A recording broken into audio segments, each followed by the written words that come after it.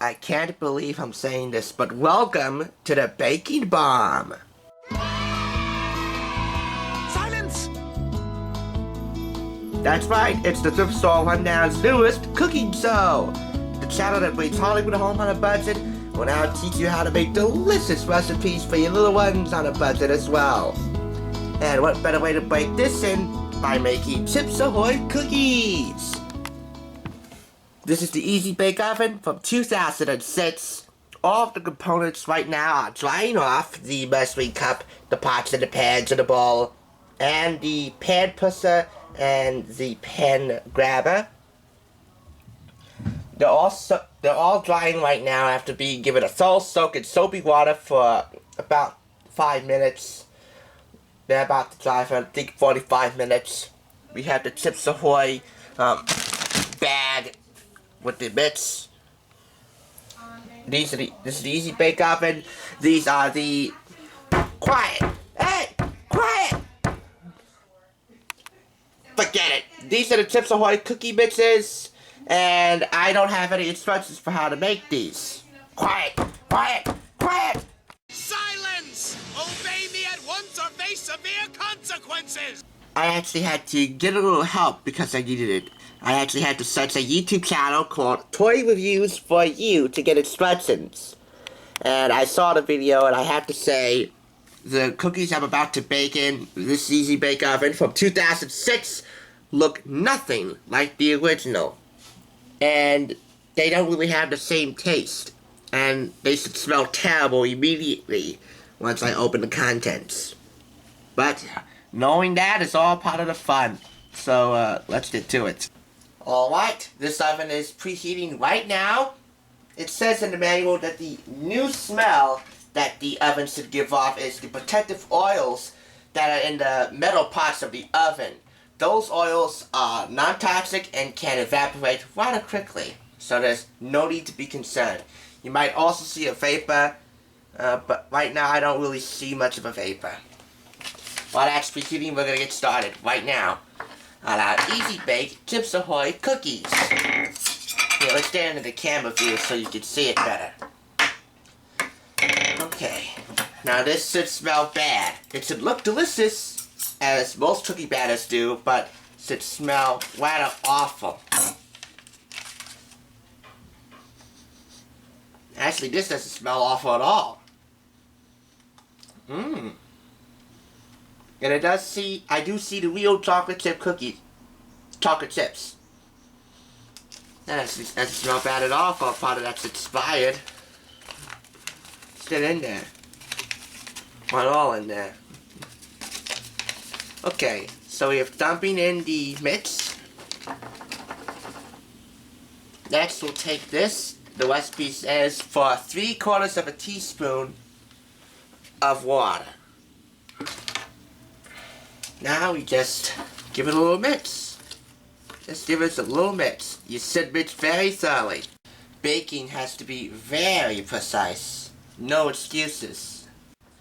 This recipe called for some non-stick cooking spray, but we don't have that at the house, so we're just gonna make do with a little dab of butter. Next up is just a light coating of all-purpose flour. These are the substitutions that we have to have for non-stick cooking spray. Not much flour at all. When you're done, just dump out the excess flour. Not much flour at all. Alright, it's been floured and buttered. So now, let's stick in the cookies in here. We're gonna try and spread this out correctly by trying to spread it into a circle. I can feel the chocolate chip cookies, the chocolate chips in this. Yeah, that doesn't look too bad, now does it? Okay, but will it bake? That is the question. Question that I hope to get answered right now. Preheating for 15 minutes to get the correct temperature. And it says to bake for 8 to 9 minutes. I don't know what level of degrees that this number goes up to, but I'm not taking a risk. I'm gonna go 8 minutes in, and then at the half-minute mark, I'll probably check it to make sure it's correctly cooking. So it's gonna go for 8 or 9 minutes. I'm gonna get a timer right now to precisely time when to check it and when to take it out. So I've got my timer with me.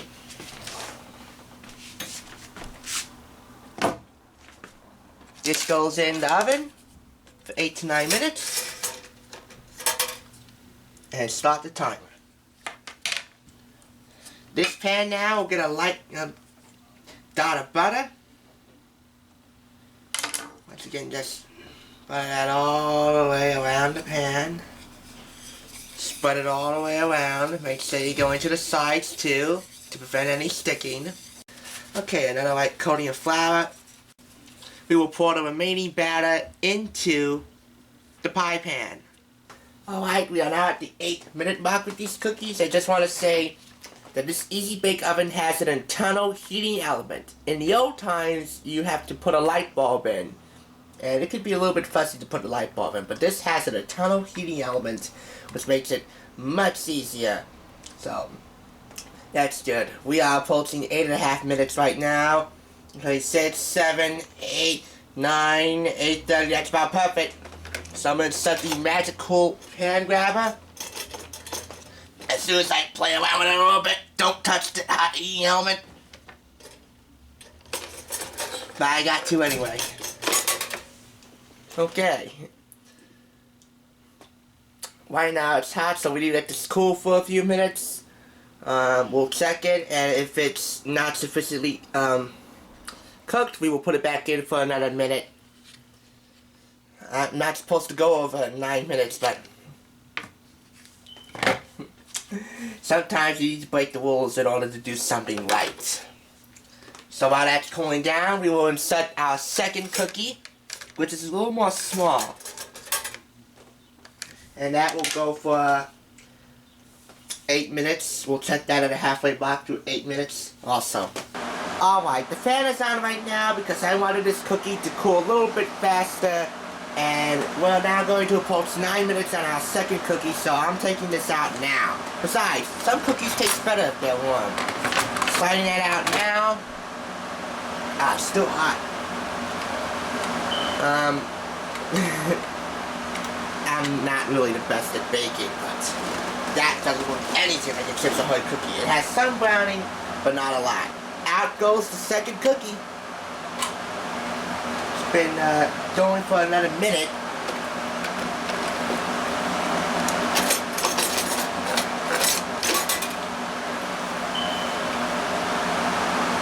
Now you see they got a little bit more brown, a nice even brown. So, who knows, we might have a winner after all. As you see, I have a heck of a mess to clean up, but it's worth it. Now this one releases from the pan very easily. And it actually has a well-browned bottom to a light top. Now what about Dinosaur's Reds over here?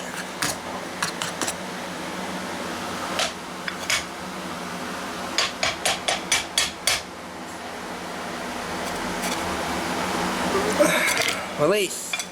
Nice. Same deal. This one is a tiny bit lighter brown on the bottom, light on the top.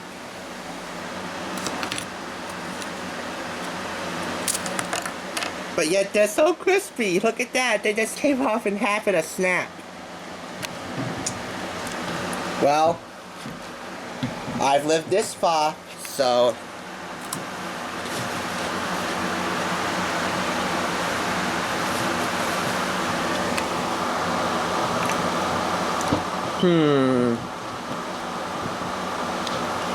they're actually not that bad. They just taste like regular home-baked cookies. Not bad at all.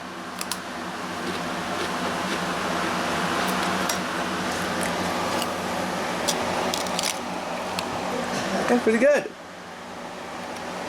My first time ever eating a Chips Ahoy cookie of any kind, home baked or otherwise, and it's not bad.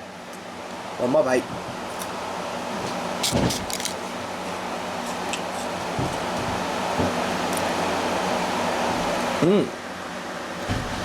Delicious. If I get some type of illness because the bitches are expired, then I blame the company. I just tried some, and I asked for my roommate to try some. Would you like to try another piece of cookie? He's washing dishes. What do you think? They're good. They're good? Yeah. Expired cookies don't taste that bad, huh? No. So those are the final 3 cookies I have baked. I'm probably going to give this one to my aunt. My aunt's coming over from New York today. The 2 nicer ones, I'm probably going to give to a couple special friends of mine. I can't really go much better than that. I will videotape it, but it will be on my Facebook. It is a private Facebook, not a public one. So you're going to have to friend me on there to see an exclusive Facebook video from this podcast. I honestly never thought that the big Easy Bake Oven would work because it was in such pristine condition, yet it was so outdated, but this is a big success. It tasted decent, and it looked decent. So in my opinion, the Easy Bake Oven, if you're in the market for some high-profile ovens for children, the Easy Bake Oven would be a great place to start. Follow me on Facebook to get an exclusive video. I'm going to give these 2 to my girlfriend. Thank you for joining me here on the Thrift Store Rundown of Bleeding Hollywood Home on a Budget. If you'd like to see the Easy Bake Oven overview, where we examine all of its contents, click that space right there. And thanks for joining me here on our very first episode of The Baking Bomb. Silence!